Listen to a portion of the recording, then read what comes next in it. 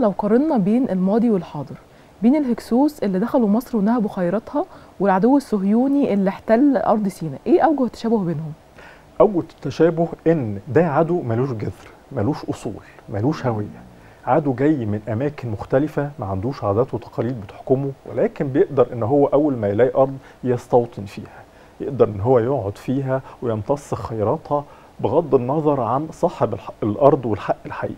وبالتالي ده اللي بيدخله في صدامات مع أصحاب الحق وأصحاب الأرض الحقيقيين. إحنا في مصر القديمة أصحاب الأرض، وبالتالي كنا بندافع عنها بكل قوتنا.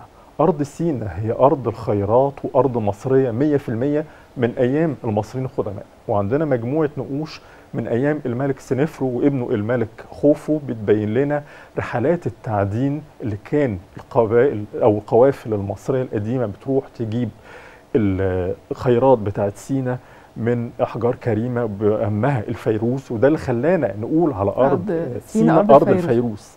وبالتالي من قديم الأزل من 3000 3200 أرض سيناء هي جزء لا يتجزأ من الأرض المصرية، جزء لا يتجزأ من الطبيعة المصرية ومن الخيرات اللي مصر بتستفيد بيها. كون إن في معتدي أو محتل إن هو يحط إيده على الأرض دي، هو كده بيهدد الأمن القومي المصري وبيهدد وهوية المصري هوية المصري والأمن الاقتصادي المصري، لأن اقتصاد مصر قايم على المنابع بتاعتها، قايم على الثروات الطبيعيه بتاعتها، وبالتالي هو كده بيحط ايده على الثروات الاقتصاديه اللي هي من حقنا ويبتدي ان هو يستنزفها. ده حصل ايام الهكسوس، حصل من شعوب البحر، حصل كمان احنا دلوقتي بنتكلم على الاحتلال اللي حصل في 67. وبنتكلم مش بس كده، ده ابتدوا ان هم يدوروا على الاثار المصريه في سيناء، قعدوا اكتر من 20 سنه يدوروا على الاثار لحد ما سلمونا سيناء في 81.